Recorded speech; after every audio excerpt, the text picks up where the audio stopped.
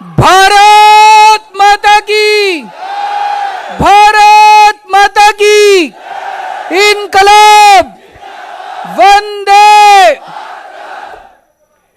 आज इतनी भारी संख्या में आए हुए सभी भाइयों, बहनों, माताओं, बुजुर्गों, बच्चों और अभी कई हजार लोग इस हॉल के बाहर बैठे हैं, उन सब लोगों को मेरा नमस्कार, सबको मेरा प्रणाम।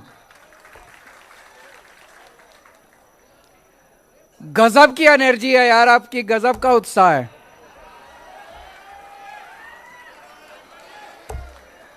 और अभी हम अहमदाबाद से निकले यहां आने के लिए, सड़क के दोनों तरफ इतने लोग थे, ऐसे लग रहा था जैसे गुजरात के अंदर क्रांति आ रही है।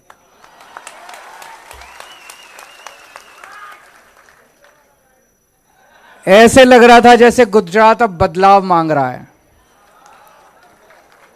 इसीलिए मनीष सिसोदिया के यहां सीबीआई की रेड हो रही है कि नहीं है? जबरदस्त माहौल है गुजरात के अंदर। 27 साल के गंदे शासन के बाद अब गुजरात बदलाव मांग रहा है। अभी तक गुजरात के पास विकल्प नहीं था, अब एक अच्छा ईमानदार विकल्प मिला है और गुजरात के लोग भी चाहते हैं कि जैसे दिल्ली और पंजाब में अच्छा काम हो रहा है, गुजरात में भी होना चाहिए। ये धर्म युद्ध है, ये महाभारत की तरह है।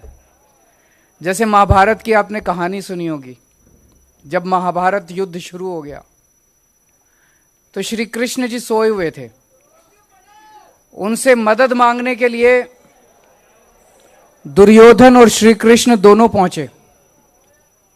दुर्योधन उनके सिरहाने बैठ गए, श्री कृष्ण उनके पांव के, अर्जुन उनके पांव के पास बैठ गए श्री कृष्ण जी के। उनकी जब आंखें खुली तो उनको पहले अर्जुन दिखाई दिए। उन्होंने अर्जुन से पूछा क्या चाहिए, तो दुर्योधन ने कहा पहले मैं आया था, मैं मांगूंगा। तो उन्होंने कहा नहीं, पहले मैंने इनको देखा। तो अर्जुन ने कहा कि भगवान, इस युद्ध के अंदर मुझे आप चाहिए, मुझे श्री कृष्ण चाहिए, भगवान चाहिए। दुर्योधन मन मन में बड़ा खुश हुआ, उसने कहा मेरे को तो सेना चाहिए थी। तो उसने कहा भगवान अगर ये ऐसे कह रहे हैं तो आप इनके साथ चले जाइए, मुझे अपनी सेना दे दीजिए। आज इन लोगों के पास पूरी सेना है, इन लोगों के पास पूरी ताकत है, इनके पास सीबीआई है, इनके पास ईडी है, इनके पास इनकम टैक्स है, इनके पास पुलिस है, इनके पास सारी, इतना पैसा है इन लोगों के पास। हमारे साथ श्री कृष्ण है, हमारे साथ भगवान है और अंत में जीत सच्चाई की होगी, भगवान की होगी। और जनता के, भगवान जनता के दिल में बसते हैं, जनता भगवान होती है, जनता जनार्दन होती है। आज जनता हमारे साथ है, ये जितना मर्जी हमें परेशान कर लें। आज दिल्ली में हमने शिक्षा और स्वास्थ्य में शानदार काम किया है। ऐसा काम किया है कि 75 साल, आजादी के 75 साल में इतना अच्छा काम कभी नहीं हुआ। जैसा भी मैं आपसे पूछ रहा था, मैंने आप लोगों से पूछा भाई सरकारी अस्पताल में कौन कौन लेके जाता है? कोई नहीं लेके जाता। दिल्ली में आजकल अमीर लोग भी सरकारी अस्पताल में अपना इलाज कराते हैं। यकीन नहीं होगा आपको, आपको लगेगा केजरीवाल झूठ बोल रहा है। मैं आपसे निवेदन करूंगा, जो जो आ सकते हैं एक बार दिल्ली का चक्कर काट के आओ, दिल्ली होके आओ, दिल्ली के लोगों से फोन करके दिल्ली के लोगों से पूछ लो। अगर दिल्ली में फोन करके पूछना, अगर कोई आदमी अगर आपको यह कह दे कि केजरीवाल अच्छा काम नहीं कर रहा, मुझे गुजरात में वोट मत देना। दिल्ली होके आओ, सरकारी अस्पतालों में घूम के आओ, सरकारी मोहल्ला क्लिनिक में घूम के आओ। दिल्ली के अंदर ग्रेटर कैलाश एक कॉलोनी है, सबसे अमीर लोग दिल्ली के वहां रहते हैं। वहां पे हम लोगों ने सरकारी डिस्पेंसरी बनाई है उन लोगों की मांग पे। वहां पे इतने अमीर अमीर लोग सरकारी डिस्पेंसरी में जाते हैं, मैं आपको बता नहीं सकता, इतने अमीर लोग। आज इतना शानदार स्वास्थ्य का सिस्टम कर दिया। अब दिल्ली में अमीर लोग अपने बच्चों को प्राइवेट, बड़े बड़े प्राइवेट स्कूलों से निकाल निकाल के सरकारी स्कूल में भर्ती करा रहे हैं। जैसे मैं एक स्कूल में गया था अभी थोड़े दिन पहले, एक क्लास में गया, मैंने वहां बच्चों से पूछा सरकारी स्कूल में, मैंने कहा आप में से प्राइवेट स्कूल छोड़ छोड़ के कौन आए हैं, हाथ खड़े करो। तो कई बच्चों ने हाथ खड़े किए कि हम प्राइवेट स्कूल से नाम कटवा के सरकारी स्कूल में आए हैं। मैंने एक बच्चे से पूछा कौन से स्कूल में पढ़ते थे, कौन से स्कूल से नाम कटवा के आए हो? बोला सेंट कोलंबस, दिल्ली का सबसे शानदार प्राइवेट स्कूल माना जाता है। प्राइवेट स्कूल में सेंट कोलंबस से नाम कटवा के दिल्ली के सरकारी स्कूल में आए हैं। गुजरात में भी ऐसे सरकारी अस्पताल और स्कूल चाहिए कि नहीं चाहिए? इसीलिए इन लोगों ने 2 महीने पहले झूठा केस बना के मेरे स्वास्थ्य मंत्री को अंदर कर दिया। 2 महीने से वो अंदर है, झूठा केस है बिल्कुल। अगर उसमें जरा सी भी सच्चाई होती, अगर सतिंदर जैन हमारा स्वास्थ्य मंत्री जरा सा भी बेईमान होता, मैं उसको निकाल के बाहर कर देता। मैंने पहले एक मंत्री को किया था, मेरा एक मंत्री गड़बड़ कर रहा था, मैंने उसको निकाल के बाहर कर दिया। पंजाब में अभी हमारा एक मंत्री गड़बड़ कर रहा था, हमने खुद उसको निकाल के जेल भेज दिया, खुद हमने उठे उसको, भगवंत मान ने उसको निकाल के जेल भेज दिया। हम जरा सा भी, इतना सा भी भ्रष्टाचार बर्दाश्त नहीं करते। लेकिन वो भ्रष्टाचार नहीं देख रहे। उन्होंने 2 महीने पहले मेरे स्वास्थ्य मंत्री को अंदर कर दिया और अब ये मनीष सिसोदिया को अगले 3-4 दिन में जेल भेजना चाहते हैं। क्यों? ये चाहते हैं कि दिल्ली में जो शिक्षा और स्वास्थ्य का अच्छा काम चल रहा है वो बंद हो जाए। उनका ये मकसद है। ये तो गलत बात है। ऐसे देश कैसे तरक्की करेगा? अगर हम सारे आपस में लड़ेंगे तो देश कैसे तरक्की करेगा? हमें तो यह सोचना चाहिए कि अगर दिल्ली के अंदर शिक्षा और स्वास्थ्य का इतना अच्छा काम हो गया तो केंद्र सरकार को हमें बुलाना चाहिए था, हमें कहना चाहिए था सिखाओ, हम पूरे देश में करेंगे। यह अच्छी बात होती कि नहीं होती? कि केंद्र सरकार को बुलाना चाहिए था मनीष सिसोदिया को कि मनीष जी आपने बड़ा अच्छा काम किया, आप दूसरी पार्टी से हो सकते हो, लेकिन हमें बताओ, हम पूरे देश के स्कूल ठीक करना चाहते हैं। उन्होंने ऐसा नहीं किया। उन्होंने सीबीआई भेज के अब इसको गिरफ्तार करेंगे, उसको भी गिरफ्तार कर लिया ताकि दिल्ली का काम रुक जाए। दिल्ली का काम रुकने नहीं देंगे। थोड़ी अड़चन आ सकती है, थोड़े दिन के लिए स्पीड कम हो सकती है, लेकिन काम नहीं रुकने देंगे हम लोग। दिल्ली में हम लोगों ने पहले, दिल्ली में जब हमारी सरकार बनी बहुत पावर कट लगते थे, कई बार बिजली जाया करती थी। हमने 24 घंटे बिजली कर दी और बिजली मुफ्त कर दी। दिल्ली के लोगों को मुफ्त बिजली मिलती है। पंजाब के लोगों को भी अब 1 सितंबर से पंजाब के लोगों के 0 बिल आएंगे। 0 बिल पे 0 लिखा होता है, बिल आता है उस पे 0 लिखा होता है।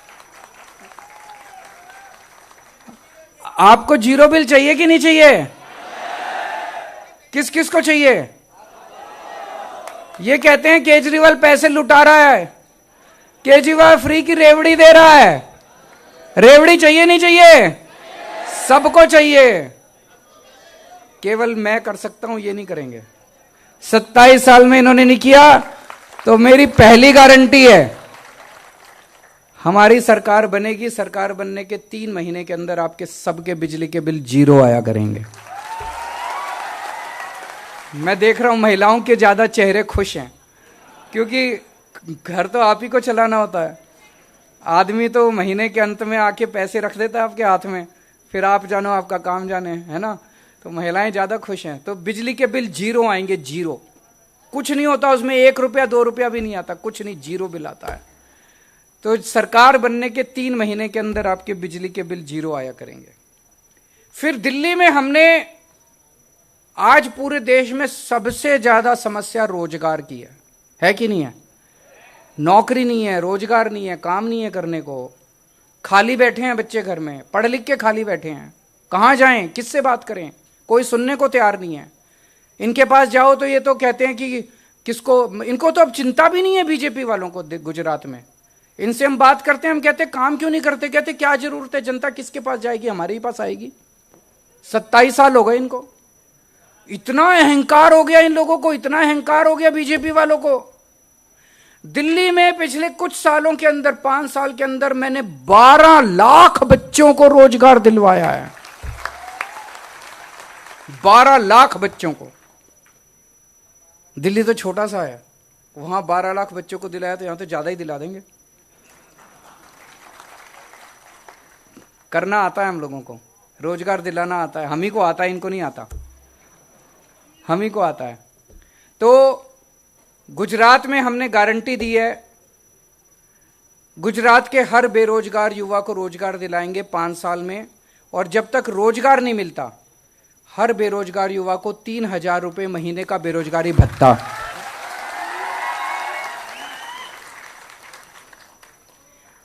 दस लाख सरकारी नौकरियां देंगे। इसकी पूरी प्लानिंग की है हम लोगों ने, झूठ जैसे अभी मनीष जी ने बताया, इन्होंने प्लानिंग की। गुजरात में इतने स्कूल हैं, इतने नए स्कूल खोलने पड़ेंगे, उसमें इतने टीचर लगेंगे। 1 लाख तो नए टीचर लगाने पड़ेंगे, जितना भी है उससे 1 लाख और नए टीचर लगाने पड़ेंगे। हम इतने नए अस्पताल खोलेंगे, इतने नए मोहल्ला क्लिनिक खोलेंगे, उतने डॉक्टर, नर्स, स्टाफ, सफाई, इतने लोगों की जरूरत पड़ेगी। तो 10 लाख सरकारी नौकरी देंगे। और ये जो पेपर फूटते हैं ना,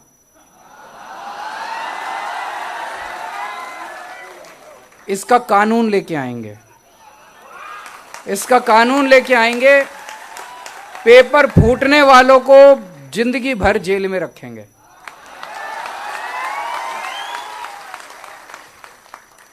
मैं देख रहा था गुजरात में सारे पेपर फूटते हैं। जो सरकार एक पेपर नहीं करा सकती वो सरकार क्या चलाएंगे, उनके बस की बात नहीं है।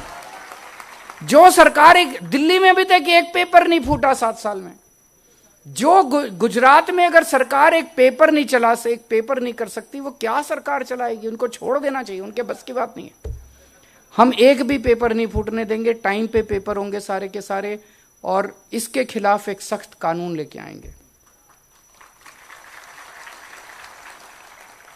और एक बात, 18 साल से ऊपर की हर महिला को हर महीने 1,000 रुपए उसके अकाउंट में देंगे। होना चाहिए कि नहीं होना चाहिए? मैं बहुत सारी ऐसी गरीब बेटियों को जानता हूं जिनको एडमिशन मिल जाता है अच्छे कॉलेज में, लेकिन पिताजी के पास पैसा नहीं है आने जाने का पैसा देने के लिए, कॉलेज की फीस देने के लिए पैसा नहीं है। अगर उनको 1,000 रुपए उनके अकाउंट में जाएगा तो उस बच्ची की पढ़ाई पूरी हो जाएगी। आजकल महंगाई इतनी ज्यादा हो गई, एक औरत अपने बच्चों को पालती है, अगर 1,000 रुपए उसके हाथ में जाएगा तो बच्चों के लिए कुछ फ्रूट्स ला सकती है, दूध ला सकती है, कुछ उसको दे सकती है। एक बुजुर्ग महिला है, बेटी घर में आती है, उसका मन करता है थोड़े से पैसे बेटी के हाथ में रख दूं, फिर वो अपने पति से मांगती है, अपने बेटे से मांगती है। अब अगर 1,000 रुपए उसको सरकार दे देगी तो उसे किसी की तरफ देखना नहीं पड़ेगा, वो अपने 1,000 रुपए निकाले। है कि नहीं है? मिलने चाहिए कि नहीं मिलने चाहिए महिलाओं को? ये कहते हैं केजरीवाल पैसे उड़ा रहा है। मैं पैसे लूट नहीं रहा, मैं स्विस बैंक में नहीं ले जा रहा पैसे कमा के, मैं जनता को दे रहा हूं, जनता का पैसा जनता को दे रहा हूं। उनके स्कूल अच्छे कर देते हैं, महिलाओं को दे देते हैं, बिजली मुफ्त कर देते हैं, पानी मुफ्त कर देते हैं। इतनी महंगाई है, अगर हम जनता को थोड़ा सा राहत देते हैं तो क्या गलत करते हैं, अच्छी बात करते हैं। अभी मनीष जी ने बताया, आपके बच्चों को अच्छी शिक्षा देने की जिम्मेदारी हमारी है। हमें वोट दोगे, आपके बच्चों का भविष्य बनाएंगे। इनको वोट दोगे, या आपके बच्चों को जहरीली शराब पिलाएंगे। आप तय कर लो। 27 साल हो गए, 27 सालों में तो इनसे स्कूल अस्पताल सुधरे नहीं, अब और तो सुधरने वाले हैं नहीं। आज मैं आपको स्वास्थ्य के ऊपर बात करना चाहता हूं। जैसे दिल्ली में हम लोगों ने क्या किया, पहले सारे स्कूल ये अस्पताल वगैरह ठीक करके, दिल्ली में अब 2 करोड़ लोग हैं। हर आदमी का, हर बच्चे का, हर बुजुर्ग का पूरा इलाज मुफ्त कर दिया, चाहे अमीर हो चाहे गरीब हो। आप अगर बुखार हो गया, मोहल्ला क्लिनिक चले जाओ, सारे टेस्ट फ्री हैं, कोई नहीं पूछते, वो ये नहीं पूछते बीपीएल कार्ड लेके आओ, कुछ नहीं। वो ये भी नहीं पूछते दिल्ली से आए हो कि कहीं से आए हो। आप चले जाओ मोहल्ला क्लिनिक में, आप बोलो मैं बीमार हूं, डॉक्टर देखेगा आपको, टेस्ट लिखेगा, टेस्ट अगले दिन रिजल्ट ले जाओ, फ्री में टेस्ट होता है, फ्री में डॉक्टर देखता है। एयर कंडीशनड मोहल्ला क्लिनिक, ऐसे प्राइवेट अस्पताल भी नहीं मिलते, और सारी दवाइयां मुफ्त देते हैं। आपको बड़ी बीमारी हो जाए, कैंसर हो गया, किडनी ट्रांसप्लांट करना है, कई लाख रुपए लगेंगे, आप दिल्ली सरकार के बड़े अस्पताल में चले जाओ, सारा ऑपरेशन मुफ्त, सारे टेस्ट मुफ्त, सब कुछ मुफ्त होता है वहां पे। चाहे 40 लाख रुपए का भी खर्चा आएगा, आपको चिंता करने की जरूरत नहीं है, सारा दिल्ली सरकार देती है। तो सबसे पहली गारंटी मेरी सेहत पे है कि सबको मुफ्त इलाज देंगे, अच्छा इलाज देंगे। गुजरात के हर नागरिक का पूरा इलाज, अच्छा इलाज देने की जिम्मेदारी हमारी होगी। दूसरा, सारी दवाइयां, सारे टेस्ट, सारा इलाज, सारे ऑपरेशन, सब कुछ मुफ्त होगा। तीसरा, हर गांव में और शहर के हर वार्ड में एक एक मोहल्ला क्लिनिक खोलेंगे, जैसे दिल्ली में खोला है। चौथा, जितने सरकारी अस्पताल हैं उन सारे अस्पतालों को शानदार बनाएंगे, एयर कंडीशनड बनाएंगे, डॉक्टर को अच्छा करेंगे, अच्छा इलाज करेंगे, सब पूरा कायाकल्प करेंगे सरकारी अस्पतालों का, और कई नए सरकारी अस्पताल खोलने पड़ेंगे। और पांचवा, दिल्ली में हमने एक योजना की है, अगर किसी का एक्सीडेंट हो जाए, किसी का भी एक्सीडेंट हो जाए, अमीर हो गरीब हो, चाहे कोई बाहर का हो, मान लीजिए बॉम्बे से कोई गुजरात आया और उसका गुजरात में आके एक्सीडेंट हो गया, उसका पूरा इलाज चाहे बड़े से बड़े प्राइवेट अस्पताल में कराना पड़े, पूरा इलाज दिल्ली सरकार देती है। यही गुजरात में करेंगे। अगर एक्सीडेंट हो जाता है तो चाहे प्राइवेट में आपका इलाज कराना पड़े, सारा खर्चा दिल्ली सरकार देगी। पिछले 3 साल में दिल्ली में हम 13,000 जिंदगी बचा चुके हैं, 13,000 लोगों को। तो मेरा तो नारा है, तुम मुझे वोट दो, मैं तुम्हारे बच्चों का भविष्य बना दूंगा। तुम मुझे वोट दो, मैं तुम्हें फ्री बिजली दूंगा। तुम मुझे वोट दो, मैं तुम्हारा इलाज मुफ्त कराऊंगा। तुम मुझे वोट दो, महिलाओं के लिए हर महीने 1,000-1,000 रुपए दूंगा। और जितने पुलिस वाले हैं भाई बहन, उनको मैं कहना चाहता हूं, वो बड़े दुखी थे, अब खुश हैं।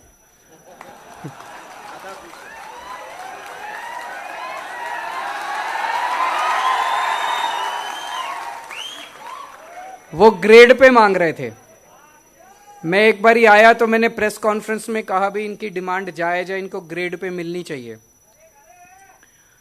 तो उन्होंने, सब लोगों ने मेरी तस्वीर और मेरा वीडियो अपने डीपी में लगा लिया व्हाट्सएप पे। गुजरात सरकार घबरा गई बुरी तरह से। अगले दिन गृह मंत्री ने प्रेस कॉन्फ्रेंस करके बोला कि इनकी डिमांड हम मानेंगे, लेकिन उनकी नीयत खराब थी, पूरी डिमांड नहीं मानी। उन्होंने क्या किया, ग्रेड पे नहीं दिया, उनको केवल भत्ता बढ़ा दिया। तो मेरी अब उनको डिमांड है, मेरी अब उनको निवेदन है सारे पुलिस के भाइयों को कि इनसे भत्ता ले लो,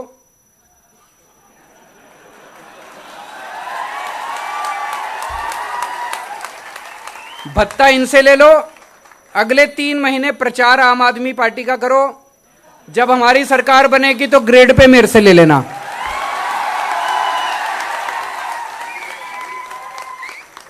सही है ना?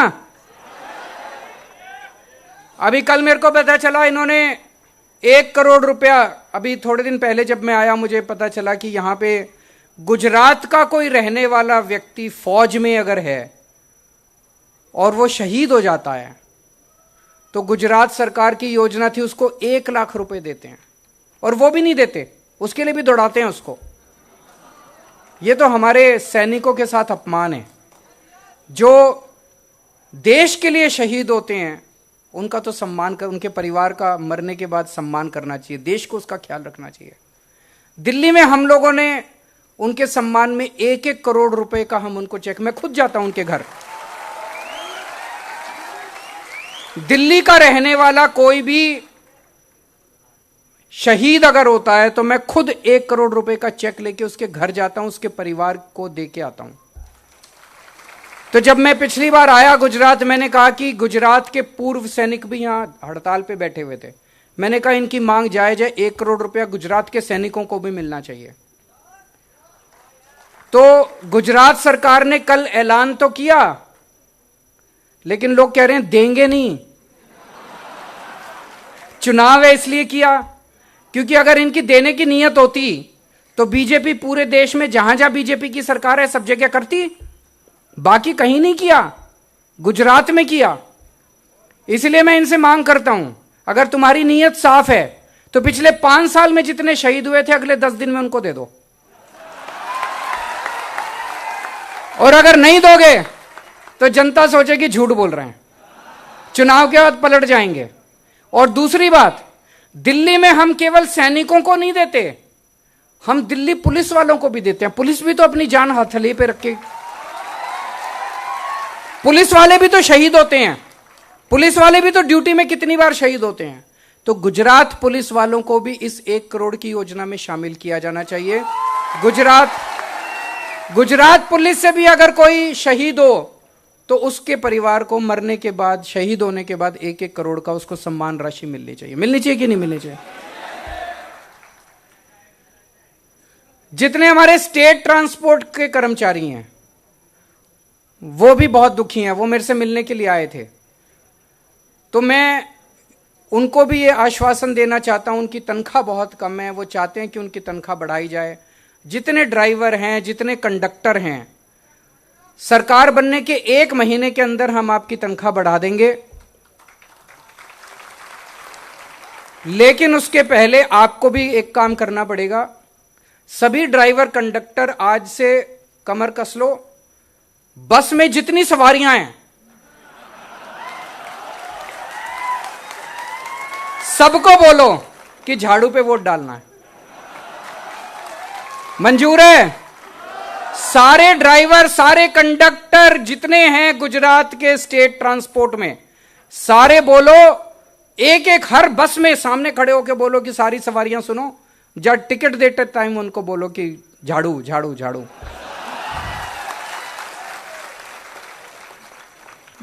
आप हमारी सरकार बनाओ, 1 महीने के अंदर मैं आपकी सारी डिमांड्स पूरी कर दूंगा।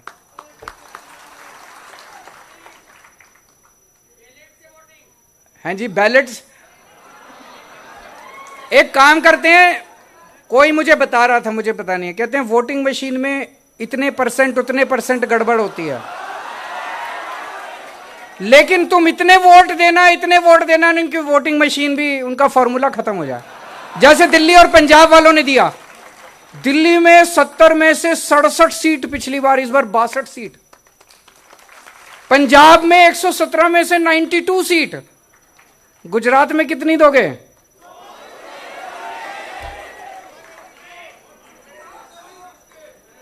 होमगार्ड को क्या बोलते हैं? जीआरडी। होमगार्ड जितने हैं वो भी मेरे से मिलने आए थे, जीआरडी, और उनकी भी बहुत सारी समस्याएं हैं। दिल्ली में भी थी होमगार्ड वालों से, तो मैं दिल्ली में जब मैं मुख्यमंत्री नहीं बना था, बनने के बाद भी बहुत मिलता था। वहां भी समस्याएं दूर की, आपकी भी सारी समस्याएं दूर करेंगे। आप भी अब प्रचार पे लग जाओ, 3 महीने खूब प्रचार करो मिलके। अब कुछ एक प्रश्न जो हुए थे, एक किसी भाई ने बताया कि 30 लाख परिवार ऐसे हैं जो चिट फंड के शिकार हैं। भगवंत मान पंजाब के मुख्यमंत्री ने पिछले हफ्ते ही इसके ऊपर बहुत बड़ी इंक्वायरी शुरू की है, यहां भी करेंगे, आपका एक एक पैसा आपको वापस दिलाएंगे। वहां से इलेक्ट्रिसिटी स्टाफ के किसी कर्मचारी ने, डिस्कॉम, उन्होंने कहा था उनके कई सारे मसले हैं। आप लोग भी बिजली वाले जितने घरों में जाते हो, प्रचार करो खूब। मीटर रीडर भी हैं, घर घर भी जाते हैं, प्रचार करो खूब, सरकार बनाओ, 1 महीने में आपके सारे मसले दूर करेंगे। जीआरडी,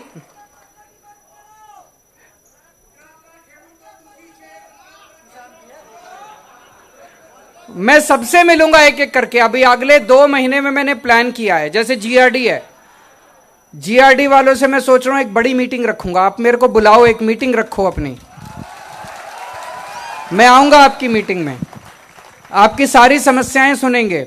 देखो कुछ लोग ऐसे हैं जो सरकारी कर्मचारी हैं, वो मीटिंग कर नहीं सकते, उनकी मजबूरी है, सरकार उनको नौकरी से निकाल देगी, उनको मैं ऐसे ही बोलता हूं। लेकिन जो जो लोग मीटिंग कर सकते हैं, जो उनके साथ बैठ के बात करेंगे ना, ऐसे बात करने में ज्यादा मजा आता है। आमने सामने बैठेंगे, बात करेंगे, चाय पियेंगे, 1 कप चाय आप पीना, 1 कप चाय मैं पीऊंगा। एक प्रश्न बड़ा जरूरी आया कि हर बार जब ये सरकार बनाते हैं 4 साल कोई भर्ती नहीं करते, 5वें साल में भर्ती करते हैं, क्योंकि इनकी नीयत खराब होती है। इन्होंने भर्ती नहीं करनी होती, चुनाव के पहले दिखाना होता है, दिखावा करना होता है। हमारी पंजाब में सरकार बनी है अभी, और पंजाब के अंदर अभी 6 महीने के अंदर भर्तियां शुरू हो गई है। सारी एक एक करके जितनी वैकेंट पोस्ट हैं सारी भर्ती कर रहे हैं। 26,000 वैकेंट पोस्ट हैं, उसकी वैकेंसी निकाल दी है, वो भर्ती हो रही है। 36,000 कर्मचारियों को पक्का करना है, उनको पक्का करने का, जितने कच्चे कर्मचारी थे उनको पक्का करने का काम शुरू हो गया।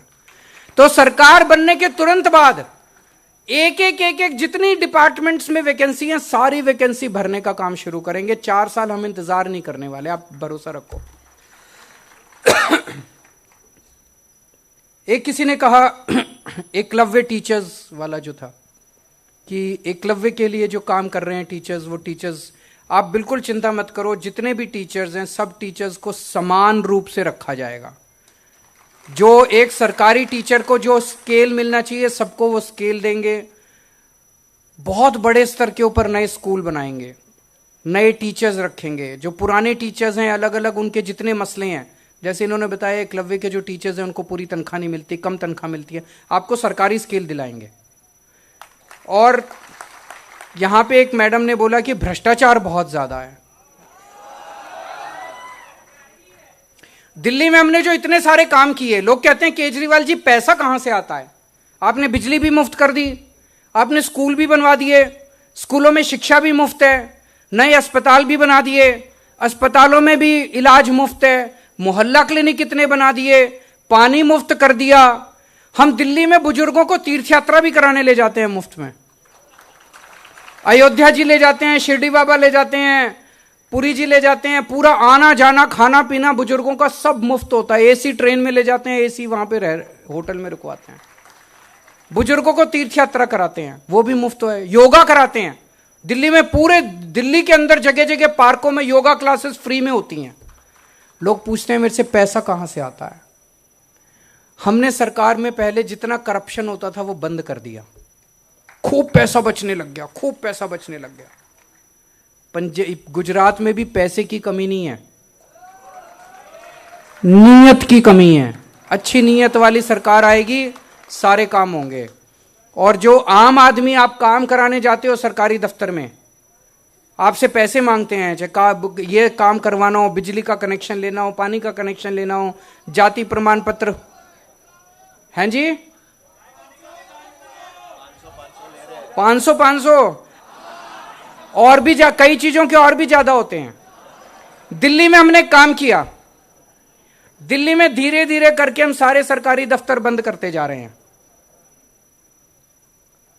हमने क्या किया, हमने एक फोन नंबर जारी कर दिया, 1076 4 डिजिट नंबर है, दिल्ली से काम करता है। उस नंबर पे फोन करो, आप बोलो कि मेरे को अपना जाति प्रमाण पत्र बनवाना है, बोलो कि मेरे को बिजली का नया कनेक्शन लेना है, मुझे राशन कार्ड बनवाना है, जो काम आपको कराना है आप बोलो उसको। वहां से आवाज आती है, वो कहते हैं कि हम आपका काम करने के लिए आपके घर कितने बजे आए?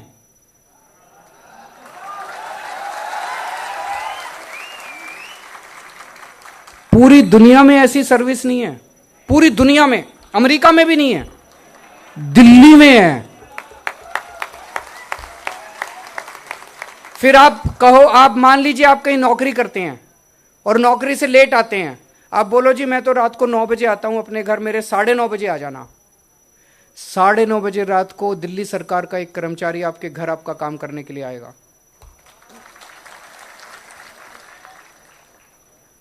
और वो आके आपको कहेगा ये पेपर चाहिए, आप उसको पेपर दीजिए, अपने साथ एक फोटोकॉपी मशीन लेके आएगा, वो आपकी पूरी फोटोकॉपी कर लेगा, आपको एक रसीद दे के जाएगा, और 10 दिन के अंदर आपका कार्ड या जो भी काम है वो आपके घर आपके बाय पोस्ट आ जाएगा। आपको किसी को रिश्वत देने की जरूरत नहीं है, लाइनों में लगने की जरूरत नहीं है, रिश्वत देने की जरूरत नहीं है, दलालों के चक्कर काटने की जरूरत नहीं है। गुजरात में भी हो सकता है ये, एक ही शर्त है, आम आदमी पार्टी की सरकार बननी चाहिए। तो दोस्तों, जैसा ईशुदान भाई ने कहा, गोपाल भाई ने कहा, सब लोगों ने कहा, एक एक आदमी को जिम्मेदारी लेनी पड़ेगी 100 लोगों को वोट देने के लिए तैयार करने की। मंजूर हैं आप लोग? सब लोगों को जिम्मेदारी लेनी है। इस चुनाव को हमें एक क्रांति के अंदर, एक आंदोलन के अंदर तब्दील करना है। गली के अंदर लोग निकल जाएं आम आदमी पार्टी के लिए। अगर सारे जनता तय कर लेगी तो ये जितनी मशीन खराब कर लें, फिर मशीन हमारी है, उसके बाद सारी वोट हमें पड़ेगी। भारत माता की